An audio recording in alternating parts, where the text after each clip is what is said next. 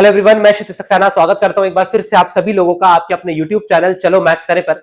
और आज की क्लास है हमारे क्लास 10th के बच्चों के लिए जिनके अभी हाल फिलहाल ही हाफ ईयरली खत्म हुए और बहुत सारे ऐसे बच्चे हैं जिनके अभी हाफ ईयरली एग्जामिनेशन चल रहे हैं।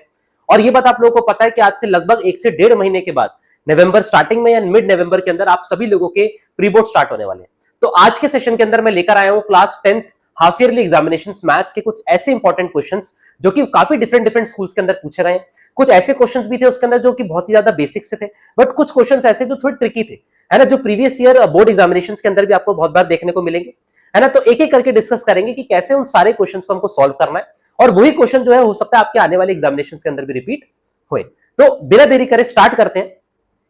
जो हमारा आज का सबसे पहला क्वेश्चन हमारा that is if A and B are the mid points of the line segment joining, A हमको एक पॉइंट दे रखा है, बी हमको एक पॉइंट दे रखा है and a minus 2b is equal to 18। ये भी एक कंडीशन हम लोगों को गिवन है। We have to find the value of K and the distance A B. अच्छा, देखते ये बात आपको समझ में आ रही है कि कोऑर्डिनेट ज्योमेट्री का क्वेश्चन है। कोऑर्डिनेट ज्योमेट्री क्वेश्चन है, स्टेप बाय स्टेप देखेंगे कि किस तरीके से इस क्वेश्चन को सॉल्व करना है। तो सबसे पहले हम लोगों को दो पॉइंट दे रखे, एक लाइन सेगमेंट दे रखी है, उसको ज्वाइन कर रखा है दो पॉइंट ने। तो this is A and this is B. A के कोऑर्डिनेट दे रखे हैं 10, -6, बी के कोऑर्डिनेट दे रखे हैं k, 4 और यहां पे इसका एक मिड पॉइंट गिवन है। क्या गिवन है? मिड पॉइंट गिवन है और उसको लेट से o मान लेता हूं, उसके कोऑर्डिनेट दे रखे हैं a, b। तो सबसे पहले बात करते हैं मिड पॉइंट फॉर्मूले की। ये बात आपको पता है कि अगर o हमारा मिड पॉइंट है तो इस o का जो x कोऑर्डिनेट है a, इस a की जो वैल्यू आएगी वो आएगी x1 plus x2 divided by 2, मतलब 10 प्लस k डिवाइडेड बाय 2। यहां से मैं कह सकता हूं this will become 2a is equal to 10 plus k. इसको हम फर्स्ट इक्वेशन मान लेते हैं। उसी सेम तरीके से जो b है ना, उसकी जो वैल्यू आएगी वो आएगी y1 -6 plus y2 plus 4 divided by 2। इसको सॉल्व करूंगा, दिस विल बिकम -2/2, निकल के आ गया -1। तो मतलब b की जो वैल्यू हमारी निकल के आ गई वो निकल के आ गई -1। इसको सेकंड इक्वेशन मान लेते हैं। इसको सेकंड इक्वेशन हमने मान लिया। अब एक और कंडीशन हम लोगों को इस क्वेश्चन के अंदर गिवन है। वो कंडीशन क्या गिवन है? That is a minus 2b is equal to 18। हमको गिवन है a minus 2b is equal to 18। a minus 2b is equal to 18। तो अगर मैं यहाँ पे b की वैल्यू -1 जो हमारी निकली है वो पुट कर दूं तो ये हमारा आ जाएगा a minus 2 into -1 is equal to 18। तो a plus 2 is equal to 18। जैसे मैं ये कह सकता हूं a की वैल्यू मेरी 16 आ गई। a की वैल्यू क्या आ गई? 16 आ गई। ठीक है, आई होप यहां तक आप लोगों को क्लियर हुआ। अब क्वेश्चन जो हमारा that is we have to find the value of k। इस इक्वेशन को लेट से थर्ड मान लेता हूं। तो फ्रॉम 1 and 3, है ना। अब ये आप देख सकते हैं यहां पे इक्वेशन हम लोगों ने फॉर्म करी थी। यहां से मैं ये लिख सकता हूं 2a की जगह पे अगर 16 पुट कर दूं तो is equal to 10 plus k आ जाएगा।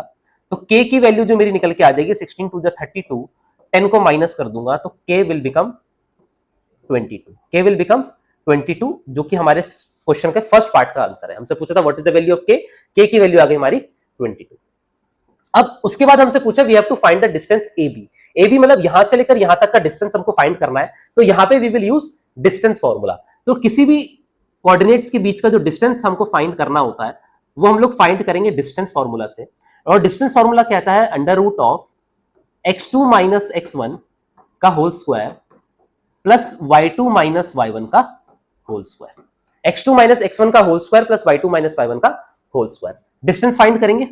अब ध्यान से देखिए x2 माइनस x1, x2 दे रखा है 10, अंडर रूट ऑफ 10 माइनस, अच्छा x1 हमारा निकल के आया k और k था 22, तो 22 माइनस करा का whole square plus y2 is -6 minus y1 कितना है 4 का होल स्क्वायर। तो ये तो मेरा निकल के आ जाएगा -12 का होल स्क्वायर होगा 144, ये होगा 10 का होल स्क्वायर 100, तो निकल के आ जाएगा अंडर रूट 244।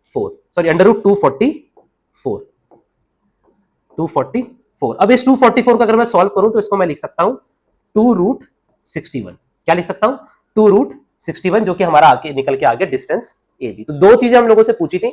सबसे पहले k की वैल्यू हमारी निकल के आ गई 22, दूसरा हमसे पूछा था what is the distance AB, हमारा निकल के आ गया 2√61। अच्छा, यहाँ पे यूनिट जरूर लिख दीजिएगा क्योंकि काफी बार यूनिट्स के नंबर कट जाता है। अगर सेंटीमीटर मीटर नहीं दे रखा हमको क्योंकि हमको तो पॉइंट दे रखा है तो सिर्फ यहाँ पे हम लोग लिख देंगे यूनिट्स। ठीक है, तो ये सबसे पहला क्वेश्चन था आपके सामने कोऑर्डिनेट ज्योमेट्री का। I hope step by step आप लोगों को समझ में आया कि किस तरीके से आपके सामने अगर ऐसा क्वेश्चन एग्जामिनेशन के अंदर पूछा जाता है तो आपको कैसे सॉल्व करना है। ठीक है, चलिए आगे बढ़ते हैं। ओके, अब अगला क्वेश्चन है ट्रिग्नोमेट्री का, और ये क्वेश्चन वैसा क्वेश्चन है जो कि आपने काफी बार सैंपल पेपर्स अगर आप लोगों ने किए हैं तो इस क्वेश्चन को आपने देखा होगा, है ना। बहुत बार बच्चों को पता नहीं चल पाता कि स्टार्टिंग कैसे करनी है। बेसिकली एक ट्रिक है, वो ट्रिक आपको यूज करनी है, एक आइडेंटिटी है, वो यूज करके इसका आंसर निकालेंगे।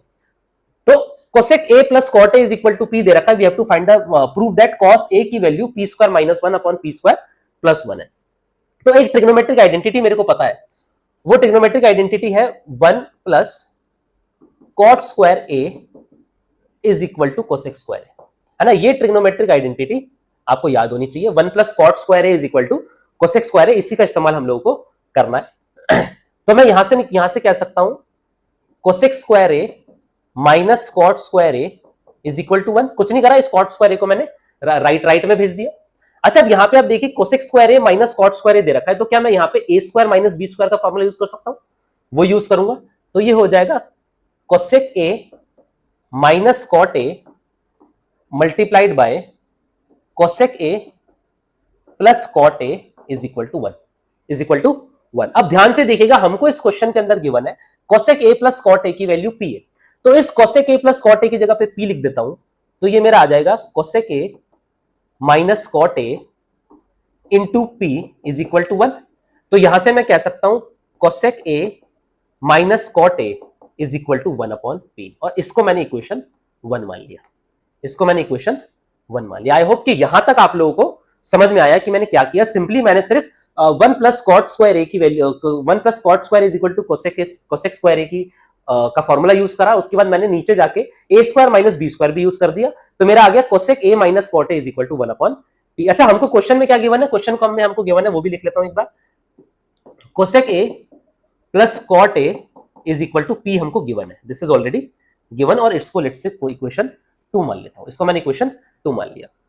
अब ध्यान से देखिएगा अगला स्टेप में क्या कर रहा हूं, अगले स्टेप में हम लोग इन दोनों को ऐड कर देंगे। क्या कर देंगे? Adding 1 and 2, adding 1 and 2। ध्यान से देखिए, अगर मैं इन दोनों को ऐड कर दूंगा तो मेरा निकल के आएगा cosec A minus cot A plus cosec A plus cot A is equal to, ध्यान से देखिएगा, 1 upon P plus P, 1 upon P plus P. और आप यहां पे देख सकते हैं कॉट ए से कॉट ए कट गया, तो this will become twice of cosec A is equal to, इसका अगर एलसीएम ले लूं तो ये हो जाएगा 1 plus P square upon P, 1 plus P square upon P. तो मैं यहां से कोसेक ए की वैल्यू निकाल लेता हूं, it will become 1 plus P square upon 2p, और कोसेक ए पे ना छोड़कर मैं यहां से साइन ए की वैल्यू निकाल लेता हूं। अब आपको पता है कोसेक जो होता है वो साइन का रेसिप्रोकल होता है, तो ये आ जाएगा 2p upon 1 plus P square, 2p upon 1 plus P square. इसको इक्वेशन 3 हमने मान लिया, इसको इक्वेशन 3 हमने मान लिया, ठीक है। नेक्स्ट स्टेप में अभी आप लोगों ने देखा कि मैंने यहां पे 1 और 2 को ऐड किया। अब नेक्स्ट स्टेप में क्या करूंगा, अब मैं इन दोनों को सब्ट्रैक्ट कर दूंगा, सब्ट्रैक्टिंग 1 एंड 2। अब ध्यान से देखिएगा, थोड़ा सा स्पेस कम है, तो अगर मैं इसको सब्ट्रैक्ट कर दूंगा इन दोनों से, तो ये बात आपको पता है cosec A minus cot A minus cosec A minus cot A आ जाएगा, minus cosec A minus cot A आ जाएगा। तो यहां से मैं कोसेक ए से कोसेक ए को क्या कर सकता हूं, कैंसिल कर दूंगा, और मेरा जो बचेगा वो बचेगा minus 2 cot A is equal to 1 upon P minus P, 1 upon P minus P. अब यहां से दोबारा एलसीएम अगर मैं ले लूं तो it will become minus 2 cot A is equal to 1 minus P square upon P, और इस 2 को भी नीचे भेज दूंगा, इस 2 को भी नीचे भेज दूंगा, तो 2p आ जाएगा। क्या आ जाएगा? 2p। अब देखिए यहाँ पे माइनस दे रखा है, माइनस की ऐसा हमको नीड नहीं है, माइनस को भी अगर वहां भेज दूंगा मैं तो निकल जाएगा cot A is equal to P square minus 1 upon 2p। कुछ नहीं हुआ, माइनस मैंने वहां भेजा तो ऊपर का साइन सारा चेंज हो गया। अब कॉट को मैं चेंज करके लिख सकता हूं tan a is equal to 2p upon P square minus 1। ये हमारी tan a की वैल्यू आ गई। किसकी आ गई? हमारी tan a की वैल्यू आ गई, ठीक है। आई होप यहां तक आप लोगों को समझ में आ रहा है। अब हमको दे रखा है we have to find the value of cos a, cos a दे रखा है हमको। अच्छा, अब यहां पे tan आया है, क्या इस tan को मैं sin a अपॉन cos से लिख सकता हूं? क्योंकि मेरे को पता है साइन की tan की value sin a upon cos से होती है, तो this will become 2p upon P square minus 1, 2p upon P square minus 1। कुछ नहीं करना, इस साइन की वैल्यू को वहां पे क्या कर देंगे, सब्स्टिट्यूट कर देंगे, तो ये हो जाएगा 2p upon 1 plus P square इसके साथ में मल्टीप्लाई में कॉस ए बी है, क्या है, कॉस ए बी है, is equal to 2p upon P square minus 1। आप देख सकते हैं 2p से 2p कैंसिल आउट हो गया, 2p से 2p कैंसिल आउट हो गया। इस कॉस ए को ऊपर भेज दूंगा और इस पी स्क्वायर माइनस 1 को भी यहां ले आऊंगा, तो P square minus 1 upon P square plus 1 निकल के आ गया, जो कि हमको इस क्वेश्चन के अंदर सॉल्व करना था, जो प्रूफ करना था बेसिकली हमको, है ना। तो पी स्क्वायर बस थोड़ा सा स्पेस कम था, है ना। तो सबसे पहले हम लोगों ने 1 plus cot square is equal to cosec A square का फॉर्मूला यूज करा, फिर उसके बाद हम लोगों ने A square minus B square use करा। हमारे पास इक्वेशन आ गई cosec A minus cot A is equal to 1 upon P, और यही इक्वेशन हमको क्वेश्चन में जो है गिवन थी। कुछ नहीं करना, एक बार इसको प्लस करना है, फिर एक बार इन दोनों को हमको माइनस करना है। प्लस करूंगा तो साइन ए की वैल्यू आ जाएगी, माइनस करूंगा तो tan ए की वैल्यू आ जाएगी। किसकी आ जाएगी, tan ए, और tan की वैल्यू पता है मेरे को, tan की वैल्यू साइन अपॉन कॉस होती है। साइन की वैल्यू को क्या करेंगे, वी विल सब्स्टिट्यूट करते कॉस की वैल्यू आ जाएगी P square minus 1 upon P square plus 1। ठीक है, आई होप कि क्वेश्चन आप लोगों को समझ में आया, है ना। काफी बार पेपर के अंदर पूछा गया, और आप लोगों ने भी कोई पीटी, कोई यूटी जो होते हैं, क्लास टेस्ट होते हैं, उन सबके अंदर, उस सारे टेस्ट के अंदर भी टीचर्स ने आपसे क्वेश्चन पूछा होगा, क्वेश्चन आपको मिला होगा। ठीक है, तो चलिए आगे बढ़ते हैं। ओके, अब आगे question, pair of linear equation in two variables का क्या दे रखा है। 5 years ago a was thrice as old as b and 10 years later a shall be twice as old as b, what is the present age of a and b। बहुत ही simple सा question है, basic सा question है। तो हम सीधा सीधा यहाँ पे कुछ स्टेटमेंट ऐसे तो लिखेंगे नहीं, हम यहाँ पे लिख देंगे according to the question. According to the question दे रखा है 5 years ago। 5 years ago मतलब जब a की एज 5 साल कम होगी, a was thrice as old as b। अच्छा, अब a की एज में अगर 5 साल कम कर रहा हूं तो ऑब्वियसली सी बात है b की एज में 5 साल कम होगा। b के में मैंने 5 साल कम कर दिया, और 5 साल कम करने से जो रिलेशन दे रखा है वो ये है कि a जो था वो 3 गुना था b का, इसमें 3 मल्टीप्लाई कर देंगे। आई होप इक्वेशन आपको किस तरीके से फॉर्म करनी है ना, वो आपको सबसे पहले सीखना है। 5 years ago दोनों में 5 माइनस करा, जो a की एज थी वो 3 गुना थी b के, तो b में जो हम 3 को मल्टीप्लाई कर देंगे। बहुत बार बच्चे कंफ्यूज इसी चीज में हो जाते हैं कि सर ये 3 किस में मल्टीप्लाई करें, ए वाली एज में करें या बी वाली एज में करें। तो ये देखना है आपको, a was thrice as old as b, तो a की जो एज थी वो b की तिगुनी थी, ट्रिपल थी, थ्राइस थी, तो हमने 3 कर दिया। अब यहां से मैं इसको सॉल्व कर सकता हूं, a minus 5 is equal to 3b minus 15। इसको मैं लिख देता हूं a minus 3b is equal to minus 10। This is our first equation. ये क्या बन गई, हमारी पहली इक्वेशन बन गई। दूसरी क्या दे रखी है, 10 years later, दोबारा से पहले दोनों में 10 प्लस कर दो, क्योंकि 10 साल बाद दोनों की एज में 10 प्लस होना है ना। क्या रिलेशन है वो बाद में देखेंगे, पहले 10 साल बाद लिखा 10 years later, तो दोनों में 10 प्लस कर दो। a shall be twice as old as b। अब a क्या है, b का दुगना है, तो अब दुगना है तो इसको यहाँ पे मल्टीप्लाइड बाय 2 कर देंगे। क्या कर देंगे, मल्टीप्लाइड बाय 2 कर देंगे। सॉल्व करते हैं, a plus 10 is equal to 2b plus 20, तो a minus 2b is equal to 10 आ गया, और ये हमारी दूसरी क्वेश्चन आ गई। क्या आ गई, हमारी दूसरी क्वेश्चन आ गई। ठीक है, आई होप यहां तक आप लोगों को समझ में आया। अब कुछ नहीं करना, हमको बस इस इक्वेशन से सॉल्व करना है, तो we will use substitution method. अब फ्रॉम 1, क्योंकि हमको गिवन नहीं कि कौन सा मेथड यूज करना है, तो we will use substitution. From 1 मैं ये कह सकता हूं जो a की वैल्यू है वो -10 प्लस 3b है। a की वैल्यू -10 प्लस 3b है, इसको इक्वेशन 3 मान लेता हूं, है ना, क्योंकि स्टेप बाय स्टेप आपको सॉल्व करना है। और यहां से फिर मैं कह सकता हूं फ्रॉम 2 and 3। अब इस a की वैल्यू -10 प्लस 3b यहां पे पुट कर देंगे, तो ये हो जाएगा -10 plus 3b minus 2b is equal to 10, है ना। यहां पे a की जगह पे मैंने क्या पुट कर दिया, हाँ सॉरी, यहां पे a की जगह पे मैंने -10 प्लस 3b पुट कर दिया, तो -10 plus 3b minus 2b is equal to 10, तो ये 3b माइनस 2b हो जाएगा खाली b, ये 10 वहां जाके हो जाएगा 20, तो b की वैल्यू जो है हमारी कितनी निकल के आ गई, b is 20 years of as.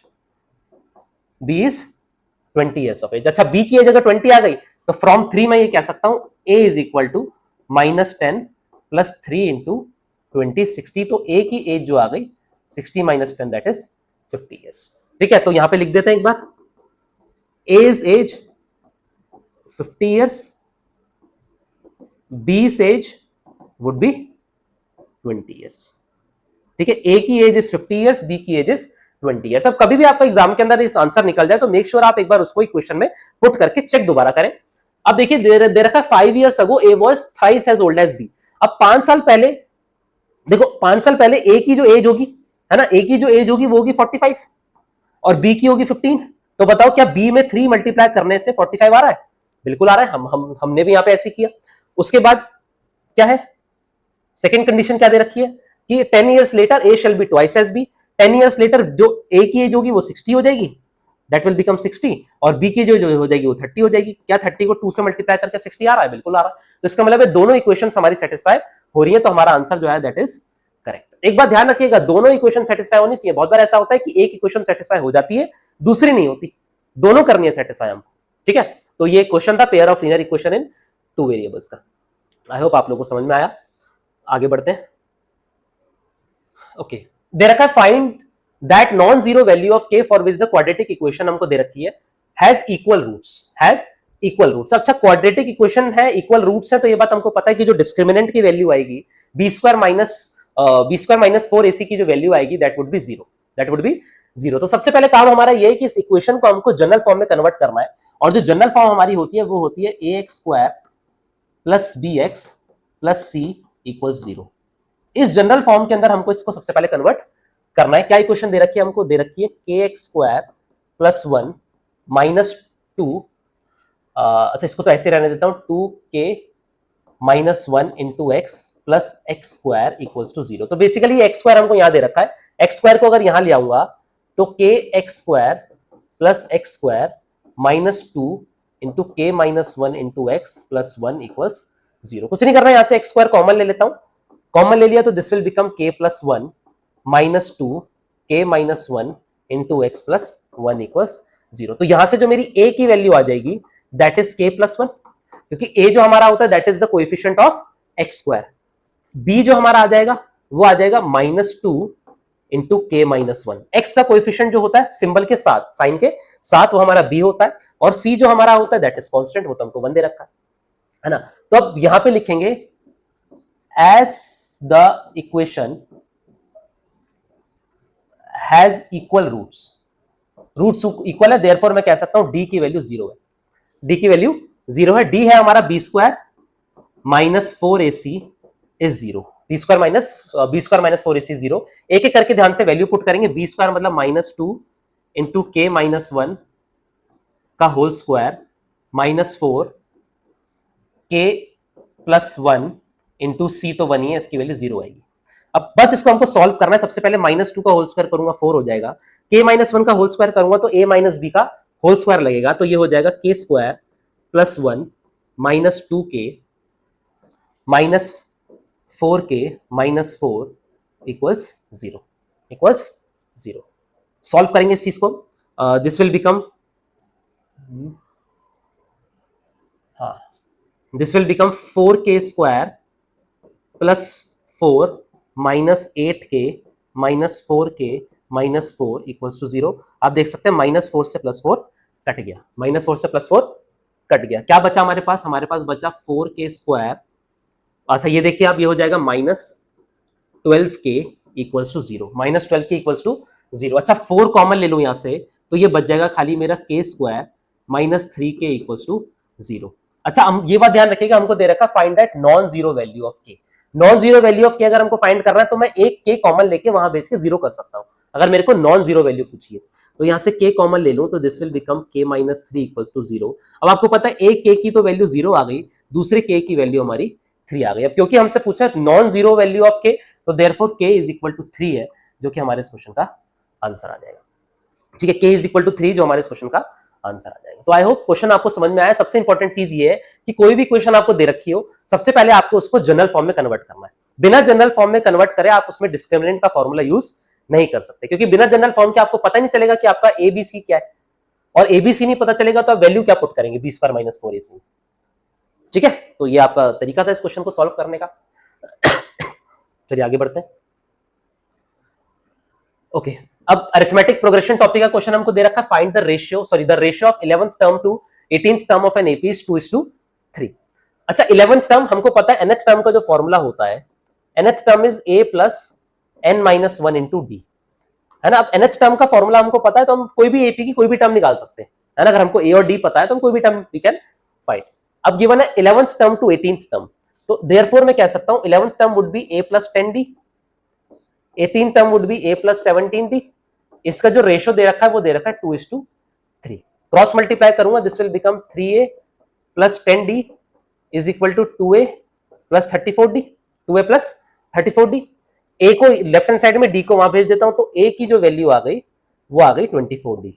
ठीक है, 10 34 माइनस 10 इज 24। तो ये हमारी फर्स्ट इक्वेशन बन गई। This is our first equation. अब दे रखा find the ratio of the fifth term to the 21st term of an AP. Ratio हमको फाइंड करना है fifth term to the 21st term, तो a5 अपॉन a21 हमको फाइंड करना है, जिसको मैं कह सकता हूं a प्लस 4d, और यहां से मैं कह सकता हूं a प्लस 20d। तो यहां से let's say from equation 1 a की जगह पे 24, अगर 24d सब्स्टिट्यूट कर दूं तो ये हो जाएगा 24d plus 4d upon 24d plus 20d। This will become 24 plus 4 is 28d upon 44d। आप देख सकते हैं d से d कैंसिल आउट हो गया, 28 अपॉन 44 आ रहा है, दोनों के दोनों हमारे 4 से डिवाइड हो रहे हैं, तो 7 अपॉन 11 आ गया। देयरफॉर मैं कह सकता हूं ratio of fifth term to ratio of 21st term is 7:11। 7:11 7:11 जो है हमारा आ गया ratio of fifth term to 21st term. अभी हमको आगे क्वेश्चन दे रखा है, we have to find the sum of first 25 terms, sorry the ratio of sum of first 25, sorry first 5 terms to फर्स्ट 21 टर्म्स। ओके, अच्छा इसी चीज का हमको दोबारा से रेशियो भी फाइंड करना है, तो एसएन का फॉर्मूला एक बार रिकॉल कर लेते हैं। Sum of nth term, sum of n terms का फॉर्मूला होता है n upon 2 2a plus n minus 1 into D, 2a plus n minus 1 into D. क्या फाइंड करना है हमको? हमको फाइंड करना है s5 upon s21। Formula put करेंगे, this will become 5 upon 2 2a plus 4d, same way 21 upon 2 2a plus 20d। अच्छा यहां से 2 से 2 कट गया, तो ये बन जाएगा 5 अपॉन 21। ध्यान से देखिएगा, दोबारा से 2a दे रखा है हमको, 4d दे रखा है, तो a की जगह पे दोबारा से 24d अगर मैं पुट कर दूं तो 24 इंटू 2 हो जाएगा 48, 48 प्लस 4 इज 52d, दोबारा यहाँ पे 48 प्लस 20 इज 68d, d से d कैंसिल आउट हो गया, कुछ कट रहा है इसमें कुछ, अच्छा हाँ ये कट रहा है अभी, 26 34 13 17, और तो कुछ नहीं कट रहा, तो ये जो निकल के आ जाएगा ये निकल के आ जाएगा 65, और 21 को 17 से अगर मैं करूं तो 340 में 17 और ऐड कर दूंगा, 65 is to 357, तो 65 is to 357 जो है वो हमारे इस क्वेश्चन का आंसर आ गया। 65 is to 357 is the question of our answer. ठीक है ना? तो इसके अंदर भी आपने देखा an का फॉर्मूला यूज करा है हम लोगों ने, sn का फॉर्मूला यूज करा, और बहुत आसानी से जो हमारा क्वेश्चन सॉल्व हो गया। बस ये बात ध्यान रखना, क्योंकि हमको कोई वैल्यूज नहीं दे रखी, तो a की वैल्यू को हमको सब्स्टिट्यूट करना पड़ेगा, a की वैल्यू को हमको सब्स्टिट्यूट करना पड़ेगा। ठीक है, तो ये हमारा आंसर आ गया, है ना? आई होप आप लोगों को समझ में आया। चलिए आगे बढ़ते हैं, अगला सवाल। अब देखिए ये क्वेश्चन है जो कि काफी बार एमसीक्यूज के अंदर आता है, लेकिन देखते हैं थोड़ा स्टेप बाय स्टेप कैसे किस तरीके से होगा। Two positive integers A and B दे रखे, ए हमको दे रखा है, ए हमको दे रखा है X cube Y square, B हमको दे रखा है X Y cube, where X and Y are prime numbers, the result obtained by dividing the product of the positive integers by the LCM. तो सबसे पहले इन दोनों का अगर मुझे एलसीएम निकालना है, तो एलसीएम आपको पता है वो होता है लोएस्ट कॉमन फैक्टर। क्या होता है? Lowest common factor. अब x और x यूज हो रहा है, x की हाईएस्ट पावर यहाँ पे x3, y की हाईएस्ट पावर है y क्यूब, तो x क्यूब y क्यूब जो है सबसे पहले तो इसका एलसीएम आ गया।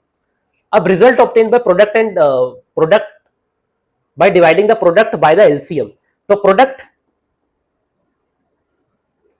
को डिवाइड करना है हमको एलसीएम से, तो प्रोडक्ट कितना आ जाएगा? X cube Y square into x Y cube, LCM आ जाएगा x cube y cube, y cube cut गया, एक्स क्यूब कट गया, तो जो आंसर निकल के आ जाएगा वो निकल के आ जाएगा एक्स वाई स्क्वायर, है ना? आंसर निकल के आ गया एक्स वाई स्क्वायर। एमसीक्यूज के अंदर काफी बार ऐसा क्वेश्चन आपको पूछा गया, काफी बार सेम टू सेम क्वेश्चन आपके एमसीक्यूज के अंदर भी आया है। चलिए आगे बढ़ते हैं।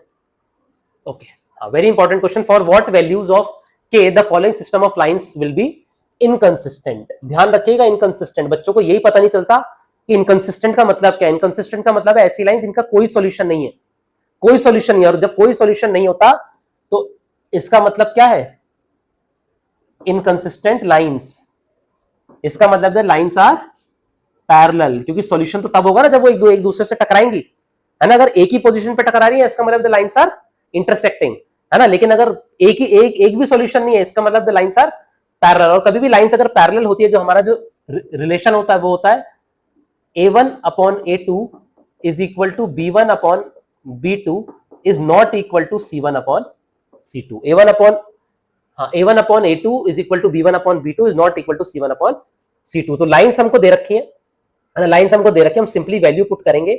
A1 है K, A2 है 12 is equal to B1 3 upon K, है ना। अब नॉट इक्वल टू लिखने की जरूरत नहीं है, तो ये हो जाएगा हमारा K square is equal to 36। तो K की जो वैल्यू हमारी आ जाएगी वो निकल के आ जाएगी +-6। ध्यान रखिएगा दो वैल्यू आएंगी, क्योंकि K स्क्वायर की वैल्यू 36 है, तो एक K की वैल्यू 6 भी हो सकती है और एक K की वैल्यू -6 भी हो सकती है। ठीक है, तो सिंपल सा क्वेश्चन था, कोई दिक्कत नहीं है। चलिए आगे बढ़ते हैं। Okay, how many terms of an AP given है हमको, will be required to make the sum as 0। Sum as 0 AP given है, तो सबसे पहले एपी का जो फर्स्ट टर्म है वो हम ले लेंगे 18। कॉमन डिफरेंस जो होता है डी, वो हमको पता है दैट इज -2। अच्छा, और एस एन जो हमको दे रखा है वो D0 दे रखा है। क्या दे रखा है? 0। ध्यान से देखिएगा, क्योंकि पूछा गया कितनी टर्म्स चाहिए होंगी ताकि सम 0 आ जाए, मतलब सम कितना चाहिए हमको, 0 चाहिए। कितनी टर्म्स नहीं पता, वही निकालना है हमको। तो एस एन का जो फॉर्मूला हमारा होता है वो होता है n upon 2a plus n minus 1 into D. 2a plus n minus 1 into D. तो कुछ नहीं करना है, इसके अंदर हमको वैल्यूज पुट करनी है। एस एन की वैल्यू 0 है, n हमको पता नहीं, upon 2a 2 into 18 plus n minus 1 into -2, n minus 1 into minus. अब देखो ये n और 2 तो वैसे 0 हो गया, तो इसका मतलब है 18 2 जा 36, इसको सॉल्व करेंगे, -2n plus 2 equals to 0, -2n plus 2 is equal to 0। तो ये हो गया 38 इज इक्वल टू 2n, जहां से n की वैल्यू मेरी 38 divided by 2, n is equal to 19। कितनी आ गई? 19। मतलब 19 टर्म्स हमको चाहिए होंगी इस एपी की, जिससे हमारा जो सम है, सारी की सारी टर्म्स का जो सम आएगा that would be 0, that would be 0। ठीक है, तो क्या ध्यान रखना है इसमें? इसमें आपको ध्यान रखना है एसएन का फॉर्मूला। अच्छा, एक बार रिकॉल करते हैं, एसएन के दो फॉर्मूले होते हैं। अगर आपको एपी का लास्ट टर्म भी गिवन हो तो एसएन आप निकाल सकते हैं n upon 2 a plus L, और l is the last term. अगर आपको लास्ट टर्म एपी की गिवन है और आपको उस टर्म तक अगर मान लो सम निकालना है और आपको पता है कि कितनी टर्म्स है टोटल, तो सिंपली इस फॉर्मूले को यूज करके आप आंसर निकाल सकते हैं। ठीक है, चलिए आगे बढ़ते हैं। ओके, अब ये क्वेश्चन हमको दे रखा है ना, अब ये क्वेश्चन हम लोग को दे रखा है, इसको थोड़ा सा ध्यान से देखेंगे क्या क्वेश्चन है। दे रखा है a field is in a form of rectangle and the coordinates of the rectangle भी हमको गिवन है। Coordinates of the rectangle A B C D are, A हमको दे रखा है ना, ए इज गिवन, ए हमको गिवन है, बी हमको गिवन है, सी हमको गिवन है, डी हमको गिवन नहीं है। Anil and Anita, two friends have decided to have a race. Anita started from point A and move to point E. अच्छा, ए से चली वो ई तक आ गई, okay, along the diagonal AC where E is the point of intersection of both the diagonals. From E she moved to point B. E से वो B की तरफ आ गई to point B along the other diagonal BD and then moved to point A along B. ठीक है, यहां से फिर वापस चली गई, वो गोल चक्कर लगा दिए। While Anil started to run from point C to point A via D along the boundary. ठीक है, सब चीज दे रखी हैं। मेन चीज हमको we have to find the value of coordinate of points E. E के कोऑर्डिनेट्स हमको फाइंड करने हैं, ध्यान से देखिएगा। अब एक बहुत इंपॉर्टेंट प्रॉपर्टी हमको पता है कि diagonals of a rectangle bisect each other, diagonals of a rectangle bisect each other. तो मैं ये कह सकता हूं कि जो AE पोर्शन होगा, AE पोर्शन, ये AE पोर्शन EC के बराबर होगा, AE पोर्शन EC के बराबर होगा। तब मेरे को पता है कि E इज the mid point of AC, E इज the mid point of AC, है ना। और हमको E की कोऑर्डिनेट्स देख, therefore coordinates of E are.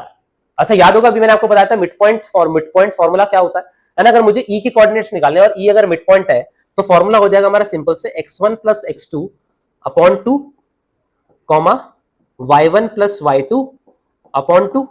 तो इसके अंदर वैल्यूज पुट करेंगे, x1 plus x2 10 plus 40 50 upon 2 comma 10 plus 50 60 upon 2। तो ई जो हमारा निकल के आ गया, E would be 25,30, E would be 25,30। ये हमारे ई के कोऑर्डिनेट्स आ गए, ये हमारे ई के कोऑर्डिनेट्स आ गए। ध्यान रखिएगा यहाँ पे सबसे इंपॉर्टेंट चीज ये है कि डायगोनल्स जो होते हैं ये रेक्टेंगल के, वो एक दूसरे को बाइसेक्ट करते हैं। क्या करते हैं? बाइसेक्ट करते हैं। अब दे रखा है we have to find the distance BC, ये बीसी का डिस्टेंस फाइंड करना है। तो डिस्टेंस फॉर्मूला भी हम लोगों ने भी किया था। डिस्टेंस फॉर्मूला क्या होता है? Distance formula is under root of x2 minus x1 का whole square plus y2 minus y1 का whole square. x2 minus x1 का whole square plus y2 minus y1 का होल स्क्वायर। तो सीधा वैल्यू पुट करेंगे, डिस्टेंस ए बी हमको, sorry distance BC हमको निकालना है। Distance BC would be under root, ध्यान से देखिएगा 40 माइनस 40 कर दूंगा तो 0 का होल स्क्वायर आ गया, प्लस 50 माइनस 10 करूंगा तो 40 का होल स्क्वायर आ गया। है ना? अब आपको पता है ये तो 0 है, तो 40 का भी अगर होल स्क्वायर है और रूट भी है तो डिस्टेंस बीसी सीधा सीधा 40 यूनिट्स आ जाएगा। कितना आ जाएगा? 40 यूनिट्स आ जाएगा। है ना? करने की तो नहीं है, 40 का स्क्वायर करूंगा आएगा 1600 का दोबारा से रूट करूंगा तो आना तो 40। ठीक है, डिस्टेंस आ गया। अब लिखा find the coordinates of D and the distance B D. अब ध्यान से देखिएगा, ये हमारा फर्स्ट पार्ट था, ए पार्ट था, ये हमारा बी पार्ट था। अब हम लोग पहुंच रहे हैं सी पार्ट की तरफ। किसकी तरफ? सी पार्ट की तरफ। ठीक है, इसको यहां लिख देता हूं। ई के जो कोऑर्डिनेट्स थे वो थे 25,30। ई के कोऑर्डिनेट्स है 25,30। अब कोऑर्डिनेट्स ऑफ डी हमसे पूछा गया। अब ध्यान से देखिएगा, ये ई जो है वो ऑब्वियसली सी बात है पूरे के पूरे बीडी का होगा मिड पॉइंट, है ना? इसको लिख लेता हूं, E is mid point of BD. E is mid point of BD. तो देयरफॉर जो ई के कोऑर्डिनेट होंगे वो होगा हमारा x1 plus x2 divided by 2, y1 plus y2 divided by 2। अच्छा, ई के तो कोऑर्डिनेट हमको दे रखे हैं, सॉरी दे नहीं रखे, हमने निकाले हैं। तो देयरफॉर मैं कह सकता हूं 25 जो आया है, ये 25 जो आया होगा वो x प्लस 40 डिवाइडेड बाय 2 करके आया होगा, क्योंकि ये ई का ही तो कोऑर्डिनेट है और ई पूरा का पूरा बीडी का क्या है? मिड पॉइंट है। उसी सेम तरीके से जो 30 आया होगा वो 30 y प्लस 10/2 आया होगा, y प्लस 10/2 आया होगा। तो यहां से अगर मैं सॉल्व कर दूं तो ये हो जाएगा 50 is equal to x plus 40, जहां से x की वैल्यू मेरी 10 आ गई। ये हो जाएगा 60 is equal to y plus 10, तो y की वैल्यू मेरी यहां से 50 आ गई। तो देयरफॉर मैं कह सकता हूं जो कोऑर्डिनेट्स ऑफ d है हमारे, दैट इज 10,50। क्या है? 10,50, है ना? डी के कोऑर्डिनेट्स भी अब हमारे आ गए, दैट इज 10,50। ठीक है, अब लास्ट पार्ट हमारा, we have to find the distance BD. अब बीडी का डिस्टेंस फाइंड करना है तो यहां पे कर देते हैं, कोई दिक्कत नहीं है। Under root of distance formula हमको पता है, ध्यान से देखिए, बी का कोऑर्डिनेट 40 है और ये है 10, तो 40 माइनस 10 का होल स्क्वायर प्लस 10 माइनस 50 का होल स्क्वायर, 10 माइनस 50 का होल स्क्वायर। तो 40 माइनस 10 हो गया 30 का whole square would be 900, 10 minus 50 is minus 40 का होल स्क्वायर वुड बी 1600। तो ये निकल के आ जाएगा अंडर रूट ऑफ 2500। तो distance BD would be 50 units. कितना आ जाएगा? 50 यूनिट्स। ठीक है, क्योंकि हमको पता है 30, 40 and 50 they all form Pythagorean triplets. ठीक है, तो ये क्वेश्चन था आपके सामने। केस स्टडी के अंदर ये क्वेश्चन पूछा गया था। देखिए बहुत सिंपल है ना? बट क्योंकि केस स्टडी थोड़ा सा बच्चे क्या है कि सेक्शन ई के अंदर गिवन होता है, तो कभी कभी एग्जाम में छूट जाती है। तो टाइम स्पीड या अपना क्वेश्चन करने की स्पीड इस तरीके से मेंटेन करने की कोई भी क्वेश्चन आपका छूटे ना। ठीक है, चलिए आगे बढ़ते हैं। ओके, ये क्वेश्चन हमको दे रखा है। ओके, ये क्वेश्चन हमको देखा, find the zeros of the polynomial and verify the relation between the zeros of qx and its coefficient. बहुत सिंपल सा क्वेश्चन है, बेसिक सा क्वेश्चन है ना? हमको क्या गिवन है? हमको गिवन है qx is 6x square minus 5x plus 1, 6x square minus 5x plus 1। अच्छा, जीरो फाइंड करना है हमको, तो हम इसको जीरो ले लेंगे, इक्वल टू जीरो ले लेंगे। इसकी मिडिल टर्म स्प्लिटिंग करेंगे, 6 और 1 के जो फैक्टर होंगे दैट वुड बी 6। बीच में अगर हमको माइनस दे रखा है तो middle term splitting would be 6x square minus 3x minus 2x plus 1, 3x 2x minus 1, this would be minus 1 common ले लूंगा, 2x माइनस 1 इक्वल्स टू 0। तो 3x minus 1 2x minus 1 equals to 0। तो एक x की value 1/3 आ गई और एक x की वैल्यू मेरी 1/2 आ गई। ठीक है, तो ये दो मेरे जीरोस आ गए, बहुत सिंपल है, कोई दिक्कत नहीं है, मिडिल टर्म स्प्लिटिंग हो रही थी। तो अब मेरे को पता है सम ऑफ जीरोस, अगर मैं अल्फा प्लस बीटा की बात करूं तो सम ऑफ जीरोस मेरा माइनस बी अपॉन ए होता है, और प्रोडक्ट ऑफ जीरोस की बात करूं तो वो मेरा सी अपॉन ए होता है। क्या होता है? सी अपॉन ए होता है। ठीक है, तो बस यहां पे हमको वैल्यूज पुट करनी है। अगर मैं अल्फा प्लस बीटा की बात करूं सम ऑफ जीरोस, तो that would be 1/3 plus 1/2, 1/3 plus 1/2। इसको सॉल्व करूंगा तो दिस विल बिकम 2 प्लस 3/6, निकल के आ जाएगा 5/6। क्या निकल के आ जाएगा? 5/6। ऑल्सो माइनस बी अपॉन ए, अगर माइनस बी अपॉन ए करूंगा तो that would be minus of -5/6, वो भी निकल के आ जाएगा 5/6। देयरफॉर मैं ये कह सकता हूं कि alpha plus beta is equal to minus B upon A. ये एक चीज हम लोगों ने प्रूफ कर दी, यहां पे लिख देंगे हेंस प्रूफ्ड, हेंस प्रूफ्ड। अच्छा, अब इसके बाद आता है product of zeros. Alpha beta would be 1/2 into 1/3, निकल के आ जाएगा 1/6। अच्छा, अल्फा प्लस बीटा की वैल्यू होती है सी अपॉन ए। सी कितना दे रखा है हमारा 1, और ए तो हमको 6 दे ही रखा है। Therefore alpha into beta is also equal to C upon A. तो ये भी हमने क्या कर दिया? हेंस प्रूव्ड, है ना। तो सिंपली क्या करना है? जीरोस निकालने, अल्फा प्लस बीटा की वैल्यू माइनस बी अपॉन ए की इक्वल आनी चाहिए, अल्फा इंटू बीटा की वैल्यू सी अपॉन ए की इक्वल आनी चाहिए। बस वो तो आएगी, बस आपको थोड़ी सी कैलकुलेशन सही करनी है ना। तो ये सिंपल सा क्वेश्चन था। ठीक है, चलिए आगे बढ़ते हैं। ओके, ये क्वेश्चन आ गया एनसीईआरटी के अंदर। आप लोगों ने काफी बार ऐसा क्वेश्चन जो है अपने पेपर के अंदर देखा होगा, बुक्स के अंदर, एनसीईआरटी के अंदर भी ये क्वेश्चन काफी बार बच्चे अटक जाते हैं।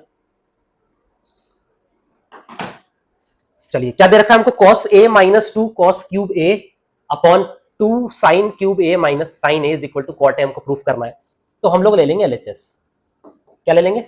LHS। LHS हमको दे रखा है cos a minus 2 cos cube a upon 2 sin cube a minus sin a, minus sin। अच्छा, यहां से cos a कॉमन ले लेता हूं तो ये आ जाएगा 1 माइनस 2 cos स्क्वायर a। नीचे से अगर साइन ए कॉमन ले लेता हूं तो वो आ जाएगा 2 sine square A minus 1, 2 sine square A minus 1। ठीक है, अब यहां से तो आप देख सकते हैं, हमको पता है cos A upon sine A cot A हो गया, है ना। और यहां पे क्या बचा? ध्यान से देखिएगा 1 माइनस 2। अच्छा, कॉस स्क्वायर ए दे रखा है तो हमको एक आइडेंटिटी पता है, यहां पे लिख लेता हूं, वी नो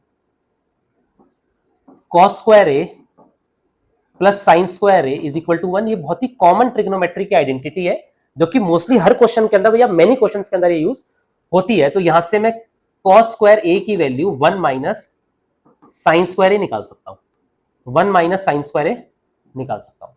ठीक है, तो 2 कॉस स्क्वायर ए की जगह पे मैं यहां पे 1 माइनस साइन स्क्वायर ए मैंने पुट कर दिया, और डिवाइड में 2 साइन स्क्वायर ए माइनस 1 ऐसा का ऐसे छोड़ दिया। ठीक है, अब ध्यान से देखिएगा, कॉट ए तो ऐसा ही रहेगा मेरा, 1 माइनस 2 इंटू 1 करूंगा तो माइनस 2 आएगा, और माइनस 2 इंटू 2 साइन स्क्वायर ए करूंगा तो प्लस 2 साइन स्क्वायर ए आएगा, प्लस 2 साइन स्क्वायर ए आएगा, और डिवाइड में तो 2 साइन स्क्वायर ए माइनस 1 हमको गिवन है। आई होप कि ये स्टेप आपको समझ में आया। माइनस 2 को मैंने 1 से मल्टीप्लाई करा तो कितना आया? माइनस 2 ही आएगा। इस माइनस 2 को माइनस साइन स्क्वायर ए से करा तो this will become plus 2 sine square A. अब कॉट ए तो ऐसे ही रहेगा, cot A will remain like this. अब ध्यान से देखिएगा, 2 साइन स्क्वायर ए पहले लिख देता हूं, 2 साइन स्क्वायर ए पहले लिख दिया मैंने, और 1 माइनस 2 करूंगा तो माइनस 1 आएगा। अच्छा, ध्यान से देखिए, यही सेम टू सेम चीज 2 साइन स्क्वायर ए माइनस 1, यही सेम टू सेम चीज हमारे डिनोमिनेटर के अंदर भी गिवन है। तो आप देखते हैं सी कट जाएगा तो निकल के आ गया, बच गया खाली cot A which is equal to our RHS, which is equal to our RHS. ठीक है, तो यहीं पे आपको समझ में तो आना चाहिए था कि अगर कॉस ए अपॉन साइन ए बच रहा है तो ये कॉट ए हमारा हो गया। अब यहां पे अगर हमारा कॉट ए आ गया तो कुछ ना कुछ करके हमको जो रिमेनिंग टर्म्स है उसको कैंसिल ही करना है ना। तो सिंपली कौन सी आइडेंटिटी यूज कर ली? ये आइडेंटिटी याद रखिएगा, बहुत ही कॉमन आइडेंटिटी है क्या किसी भी तरीके से यूज हो सकती है। ऐसा कोई जरूरी नहीं है कि sine square plus cos square is equal to 1 ही यूज हो, है ना। Sine square is equal to 1 minus cos square भी यूज हो सकती है, कैसे भी हम उसको यूज कर सकते हैं। ठीक है, चलिए आगे बढ़ते हैं। ओके, ये क्वेश्चन हमको दे रखा है, in the given figure TP and TQ are tangents and point P and Q of the circle respectively, reflex of POQ. अच्छा, रिफ्लेक्स ऑफ पीओक्यू हमको गिवन है।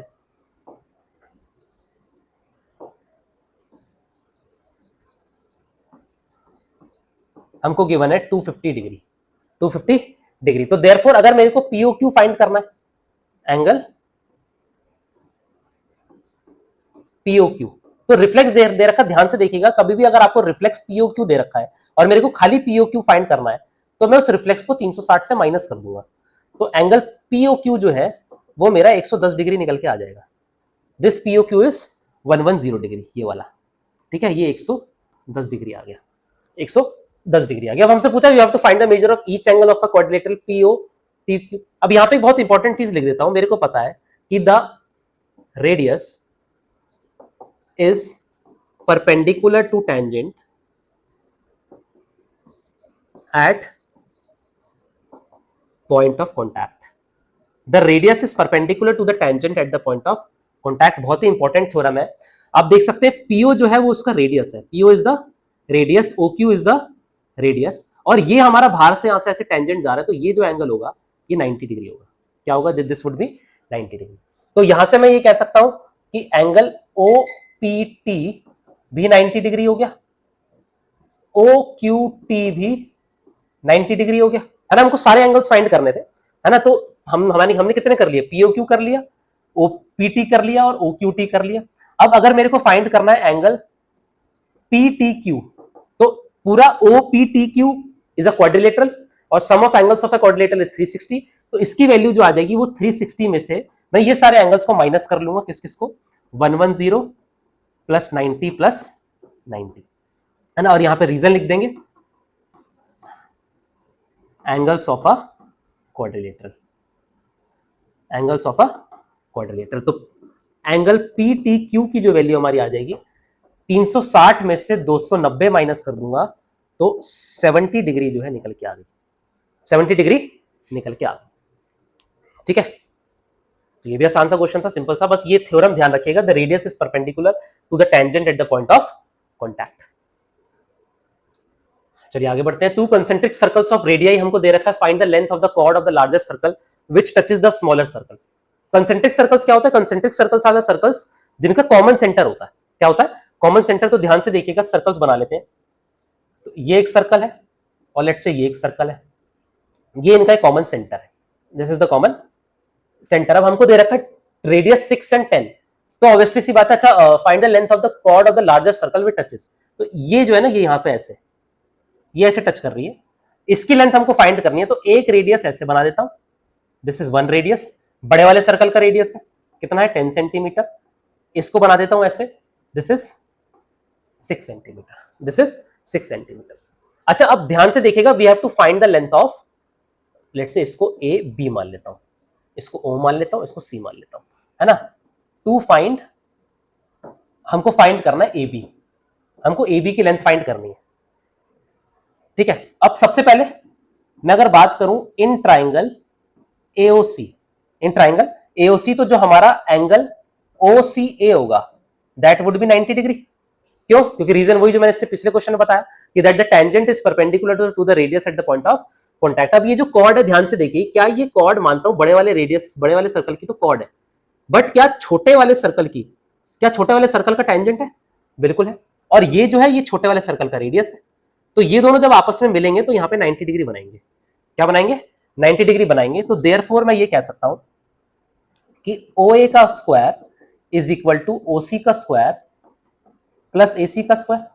अब OA is 100 is equal to 36 plus AC square, तो यहां से AC square की वैल्यू मेरी 64 आ गई, जैसे मैं कह सकता हूं AC is 8 centimetre, AC is 8 centimetre, ठीक है, समझ में आया। अब एक और थ्योरम हम लोग यहां पे बहुत इंपॉर्टेंट पढ़ने वाले हैं, वो थ्योरम क्या है? Perpendicular from the centre bisects the chord at the point of contact. मतलब अगर ये सर्कल से परपेंडिकुलर आ रहा है, हमको तो पता है कि दिस इज परपेंडिकुलर, ये एंगल 90 डिग्री है और ये कॉर्ड भी है, तो इसका मतलब ये है, मैं ये कह सकता हूं कि AC की जो वैल्यू होगी वो BC के बराबर होगी, ठीक है। और इसका रीजन भी लिख देंगे, because perpendicular from centre bisects the chord, perpendicular from the center bisects the chord, therefore अगर AC की वैल्यू हमारी 8 सेंटीमीटर है, तो therefore AB की जो वैल्यू होगी वो 8 into 2 will be 16 centimetre, A B would be 16 centimetre, जो कि हमारे इस क्वेश्चन का आंसर है। ठीक है, तो आई होप कि क्वेश्चन की जो हमने प्रॉपर्टीज यूज करी, सबसे पहले हम लोगों ने यूज करा that the tangent is perpendicular to the radius at the point of contact. दूसरा हम लोगों ने यूज करा perpendicular from the centre bisects the chord, bisects the chord. ये दोनों को यूज करके, और ये क्वेश्चन भी ऐसा है जो कि काफी बार आपको अपने पेपर के अंदर मिलेगा। ठीक है, चलिए आगे बढ़ते हैं। ओके, अब ये क्वेश्चन दे रखा है हमको एप्लीकेशंस ऑफ ट्रिग्नोमेट्री का, ध्यान से देखिएगा, बहुत ही सिंपल सा क्वेश्चन है। An injured bird was found on the roof of the building. The building was 15 metre high. तो एक बिल्डिंग हमको दे रखी है ना, और इस बिल्डिंग की जो लेंथ है that is 15 metre. A fireman was called to rescue the bird. The fireman used an adjustable ladder. He placed the ladder in such a way that the ladder makes an angle of 60 degree with the ground in order to reach the roof. तो ये ladder इसने ऐसे बनाई, ऐसे रखी ladder, और ये जो लैडर है ये इस ग्राउंड के साथ 60 डिग्री बना रही है। कितना बना रही है? 60 डिग्री बना रही है। Based on the information, you have to answer the following questions. The length of the ladder used by the fireman to reach the floor. तो यहाँ पे अगर इसको लेबलिंग कर दूं तो this is A, B, C. पहले पार्ट के अंदर we have to find the length of the ladder. अब ट्रिग्नोमेट्रिक रेशियोज हम लोग यूज करेंगे। अब हमको थीटा जो दे रखा है, एंगल जो दे रखा है दैट इज 60 डिग्री। तो मैं ये कह सकता हूं, अब देखिए बात हो रही है, दिस इज बेस, ये नीचे वाला बेस रहेगा, क्योंकि हमको पता है जो हमेशा एंगल बनता है वो हमेशा बेस और हाइपोटेनस के साथ बनता है। तो एक ऐसा रेशियो हमको लेना है जिसमें परपेंडिकुलर और हाइपोटेनस का यूज हो। तो मैं ये कह सकता हूं कि साइन थीटा की जो वैल्यू होती है वो परपेंडिकुलर अपॉन हाइपोटेनस होती है। साइन थीटा की वैल्यू परपेंडिकुलर अपॉन हाइपोटेनस होती है। तो sine theta is sine 60, perpendicular अपने को 15 गिवन है, और एसी की वैल्यू हमको फाइंड करनी है। साइन 60 की वैल्यू कितनी हो गई हमारी? It will become √3/2 is equal to 15 upon AC. तो एसी की जो वैल्यू हमारी आ गई दैट इज 30/√3। इसको अगर मैं रैशनलाइज कर दूंगा तो AC will become 10√3 units. It will become 10√3 units, है ना। इसको मैं 10√3 मीटर लिख देता हूं इसको मैं, है ना, क्योंकि हमको तो गिवन है 10√3 मीटर। अच्छा, अगर यहाँ पे आपको √3 की वैल्यू लेट्स से क्वेश्चन में 1.73 गिवन है तो आप लिख सकते हैं दोबारा से इसको, इट वुड बी 1.73 इंटू 10 करूंगा तो 17.3 मीटर जो है वो आपकी लैडर की लेंथ हो गई, है ना। हमको तो यहाँ पे नहीं गिवन, बट कोई नहीं, क्योंकि हमारा 10 आ रहा था, मुझे पता 10 से मल्टीप्लाई करूंगा 1.73 को, तो कुछ नहीं करना, सिर्फ पॉइंट को शिफ्ट करना पड़ेगा। ठीक है, तो ये हमारी आगे लेंथ ऑफ द लैडर। फिर दे रखा distance between the point on the ground eight which the ladder was fixed from the bottom of the building. अब ये बेस हमको फाइंड करना है। क्या फाइंड करना है? बेस हमको फाइंड करना है। अब बेस फाइंड करने के लिए हम लोग लेट्स से चलिए tan का यूज कर लेते हैं। tan थीटा होता है perpendicular upon base. tan theta is tan 60, perpendicular तो हमको दे रखा है 15। अच्छा, बेस कितना है? बेस नहीं पता हमको। tan 60 की वैल्यू होती है √3 is equal to 15 upon BC। तो BC विल बिकम 15 अपॉन √3। इसको भी सॉल्व करूंगा तो it will come out to be 5√3 metre. 5√3 metre इसका आंसर आ गया। ठीक है, तो अगर हमसे पूछा जी what is the length of the ladder, length of the ladder is 10√3, या फिर आप उसको 17.3 मीटर लिख सकते हो। अगर आपसे distance of the bottom of the ladder and the bottom of the building पूछा तो दैट वुड बी 5√3 मीटर। अच्छा, इसको भी अगर आप चाहें तो आप कन्वर्ट कर सकते हैं। 1.73 को सिंपली 5 से मल्टीप्लाई कर देंगे। 10 से तो हमने किया था, 17.3 आया था, तो 17 को डिवाइड बाय 2 करूंगा तो आएगा 8.5, और कर दूंगा तो this will become 8.65 metre. 8.65 metre. ठीक है, तो किसी भी तरीके से आंसर लिखा जा सकता है। हाँ, अगर ये बात ध्यान रखिएगा कि अगर क्वेश्चन में आपको √3 की वैल्यू गिवन ही है तो फिर तो आपको उसमें √3 पुट करना ही पड़ेगा, है ना। अगर आपको √3 की वैल्यू 1.73 गिवन है तो रूट में आप आंसर नहीं छोड़ सकते, आपको पॉइंट में आंसर निकालना ही है। ठीक है, तो ये एप्लीकेशंस ऑफ ट्रिग्नोमेट्री का दोबारा से केस बेस्ड क्वेश्चन था, सिंपल सा क्वेश्चन था। आई होप आप लोगों को समझ में आया। चलिए आगे बढ़ते हैं। हमारा क्वेश्चन है, दे रखा है प्रूव दैट, हमको शो करना है 1 + cot square a 1 + tan square a is equal to 1 + cot a का होल स्क्वायर 1 + tan a का होल स्क्वायर। ये भी देखिए बहुत सिंपल सा क्वेश्चन है। LHS लेते हैं सबसे पहले। LHS लूंगा तो 1 + cot square a upon 1 + tan square a। अच्छा, 1 + cot स्क्वायर a देखते ही एक आइडेंटिटी दिमाग में आएगी, and that identity would be 1 + cot square a is equal to cosec square a। 1 + tan square a is equal to sec square a is equal to sec square a। अच्छा, अब बताइए sec का जो reciprocal होता है वो cos square a हो जाएगा, cosec का जो रेसिप्रोकल होगा वो हमारा sin स्क्वायर a हो जाएगा, और cos square A upon sign square ए हमारा cot स्क्वायर ए निकल के आ गया। क्या निकल के आ गया? cot स्क्वायर ए निकल के आ गया। ठीक है, तो एलएचएस की वैल्यू हमारी cot स्क्वायर ए आ गई। अब कभी कभी कुछ क्वेश्चंस में आपको आरएचएस भी सॉल्व करना पड़ेगा, कोई दिक्कत नहीं, आरएचएस को सॉल्व कर लेते हैं। आरएचएस हमको क्या गिवन है? आरएचएस हमको गिवन है 1 प्लस कॉट ए का whole square 1 plus tan A का whole square, 1 plus cot A और 1 प्लस tan ए का होल स्क्वायर। अब बताइए, बहुत सिंपल सा है, एक काम करते हैं, इस tan ए को, है ना, इस tan ए को मैं कर देता हूं 1 अपॉन कॉट ए, तो ये हो जाएगा 1 प्लस कॉट ए का whole square, this will become 1 plus cot A का होल स्क्वायर। कुछ नहीं करना, कोई फॉर्मूला यूज नहीं करना, कहीं यहाँ पे ए प्लस बी का होल स्क्वायर लगा दें, ऐसा बिल्कुल नहीं करना। कॉट ए का होल स्क्वायर, ध्यान से देखिएगा, यहाँ पे अगर मैं एलसीएम ले लूंगा तो ये आ जाएगा 1 प्लस, दिस विल बिकम